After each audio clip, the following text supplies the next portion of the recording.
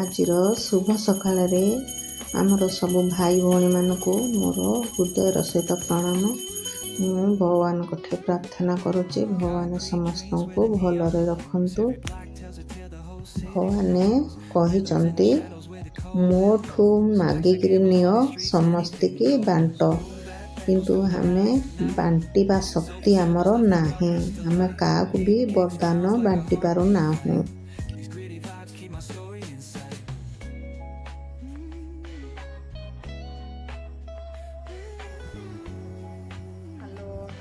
Hello high କରିଥିଲି ମୁଁ, ସେଥିଲାଗି ବାହାରକୁ ଟିକେ ଯିବାକୁ ବାହାରିଛି। ମୋର କୁକୁରଟା ପାଣି ପିଇବାକୁ ମାଗିଲା ମୋତେ, ପାଣି ଟିକିଏ ତାକୁ ଦିଆ କରେଇଲି। ତାକୁ ପାଣି ପିଇବା ସରେଇଲା ବାଦେ ଆମର ବାହାରେ କ'ଣ ହେଉଛି ତାକୁ ଟିକେ ଦେଖି ଆସିବା ପାଇଁ ଗଲି। ଆମର ଆଜି ଏଠାରେ ବଜାର ବସିଛି, ସେଥିଲାଗି ବଜାର ଦୃଶ୍ୟ ଦେଖେଇବି। କିନ୍ତୁ ଏବେ ଟିକେ ନାସ୍ତା ଜଲ୍ଦି ବନେଇଦେବା। ଆମର ପୁଅ, ଆମ ସ୍ୱାମୀ, ଆମର ଦେଖିବେ ସବୁବେଳେ ସାଧା, ଆମର ମସଲା ଦିଆ ନାହିଁ। ମସଲା ଦିଆ ଆମର କିଏ ଖାଉନାହାନ୍ତି। ମସଲା ପଡ଼ିଲା ମାନେ ଖାଇବେନି। ଖାଲି ସିମ୍ପଲ୍, ଖାଲି ତେଲରେ ପିଆଜ, କଞ୍ଚା ଲଙ୍କା, ପଞ୍ଚ ଫୁଟଣ ଏତିକି ହିଁ ପଡ଼ିବ। ଆମର ଭଜା ହୁଏ, ସେଇ ଭଜାରେ ହିଁ ରୁଟି ଖାଇବାକୁ ପସନ୍ଦ କରନ୍ତି। କିନ୍ତୁ ମସଲା ଟିକିଏ ପଡ଼ିଲେ ନା ବାପାକୁ ପସନ୍ଦ ନାହିଁ, କି ପୁଅକୁ ପସନ୍ଦ ନାହିଁ। ଆଉ ମୁଁ ମସଲା ବି ବେଶୀ ଦିଏନି, ସାଧାଟା ହିଁ ତାକୁ ତେଲରେ ହିଁ ଫ୍ରାଏ କରିବି। ପାଣି ବି ଦିଏନି, ନା ଧିମା ଆଞ୍ଚରେ ରଖେନି। ତାକୁ ପୁରା ଫୁଲ୍ ଆଞ୍ଚରେ ହିଁ ଲାଷ୍ଟ ତକ ଓଲଟ ପାଲଟ କରିବି, ହେଲେ ତା'ର ଟେଷ୍ଟ ଅଲଗା ରହେ। ଆପଣମାନେ ବି କରିକିରି ଦେଖନ୍ତୁ।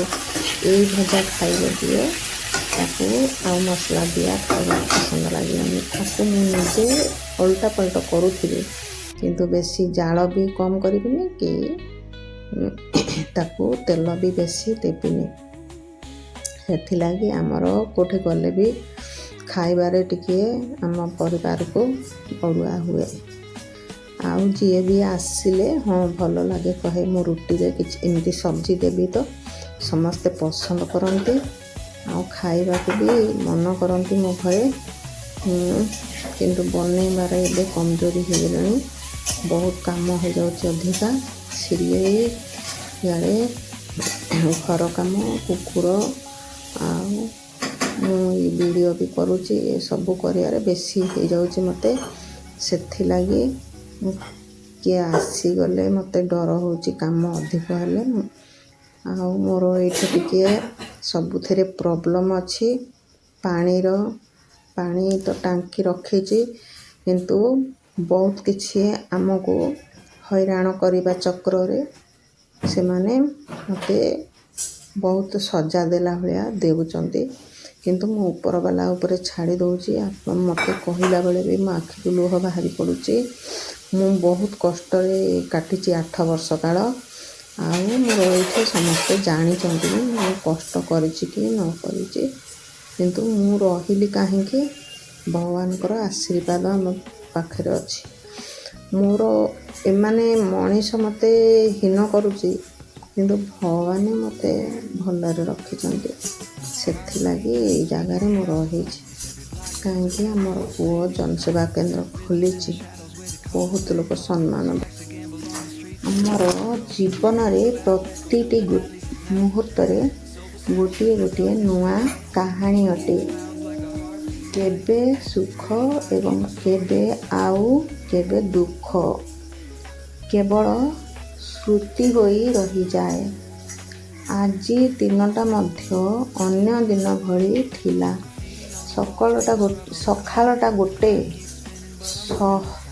ହସର ଆରମ୍ଭ ହେଲା, କିନ୍ତୁ ମନ ଭିତରେ ଅନେକ କଥା ଚାଲୁଥିଲା। କେବଳ ଲାଗୁଥିଲା ସବୁ କିଛି, ଆଉ କେବେ ଲାଗେ କିଛି ଅଭାବ ଅଛି। ଆଜି ମୁଁ ଏଇଭଳି ଭାବନାରେ ଚାଲିଛି। ଯେମିତି ଅଛି ସେମିତି ଜୀବନକୁ ଅନୁଭବ କରି। ଆମେ ସମସ୍ତେ ନିଜ ଜୀବନର ନାୟିକା। ଏବେ ପ୍ରତ୍ୟେକ ସଂଘର୍ଷ ଆମକୁ କିଛି ନୂଆ ଶିଖାଏ। ଆଜିର ଦିନଟି ମୋତେ ଏଇ କଥା ଶିଖାଇଲା। ଖୁସି ରହିବା ପାଇଁ ପରିବର୍ତ୍ତନ ଜୀବନ ଦରକାର ନୁହେଁ, କେବଳ ଗୋଟିଏ ଶକ୍ତିଶାଳୀ ମନ ଦରକାର। ତୁମେ ଯେଉଁମାନେ ଏଇ ବ୍ଲଗ୍ ଦେଖୁଛନ୍ତି, କେବଳ ଏତିକି ନୁହେଁ, ମନେ ରଖନ୍ତୁ ଆପଣ ଏକା।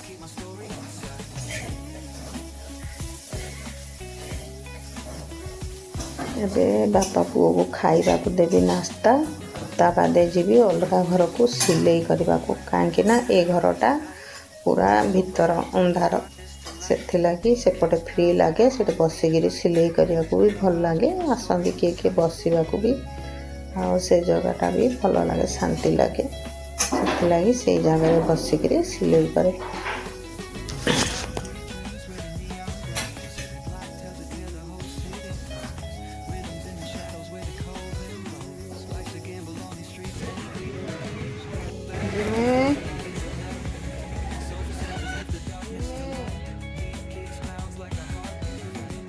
ଆସନ୍ତୁ ଦେଖିବା, ଟିକେ ବାହାରକୁ ଯିବା, ଲୋକମାନଙ୍କୁ ଦେଖିବା, ତାଙ୍କର ଖୁସି, ତାଙ୍କର ଦୁଃଖ।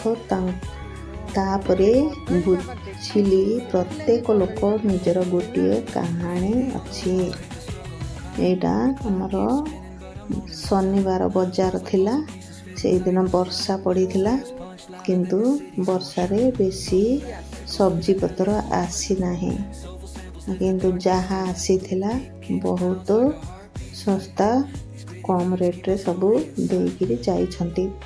ଆମର ଦ୍ୱିତୀୟ ଘର, ଏଇ ଦ୍ୱିତୀୟ ଘର ଏପଟେ ପୁରା ସନ୍ନାଟା, ମାନେ ବେଶୀ ଲୋକ ଏପଟେ ନାହାନ୍ତି, ସେପଟେ ଭିଡ଼ଭାଡ଼ ବଜାର ଅଛି, ଏଇପଟେ ପୁରା ସନ୍ନାଟା ଅଛି, କିନ୍ତୁ ଏଇ ଜାଗାଟା ବହୁତ ଭଲ ଲାଗେ, ବସିବାକୁ ବି ଶାନ୍ତି ଲାଗେ।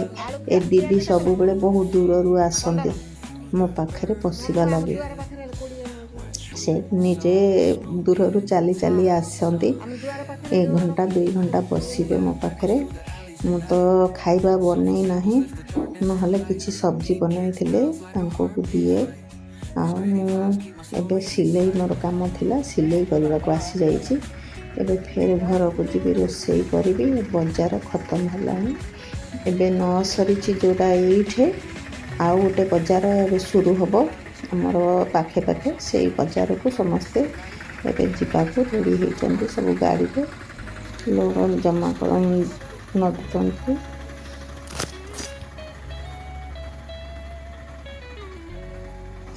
ଫେର ରୋଷେଇ କରି ଖାଇ ସାରିକିରି ଫେର ଗଲି ଦ୍ୱିପହରେ ବସିକିରି ସିଲଉଛି। ମୋ ପଡ଼ୋଶୀ ଦିଦି ଆସିକିରି ବି ବସିଛନ୍ତି। ମୋର ଶାଢ଼ୀ ଫାଢ଼ୀ ସବୁ ଫଲ୍ସ ପକେଇବାର ଅଛି। ଏଇଠି ମୋର ଗୋଟେ ବଡ଼ ବେଞ୍ଚ ପଡ଼ିଛି, ସେଥିଲାଗି ଶାଢ଼ୀକୁ ରଖିବା ପାଇଁ ସୁବିଧା ଲାଗୁଛି। ଆଉ ସେଇଆରେ ସେ ବସନ୍ତି ଆସିକିରି, ମୁଁ ଏଠି ଶାଢ଼ୀ ଫଲ୍ସ ପକେଇଲା ବେଳକୁ ସେ ବସନ୍ତି। ଟିକେ ଫେରେ 4:30 5ଟାରେ ଘରକୁ ଆସିଯାଏ।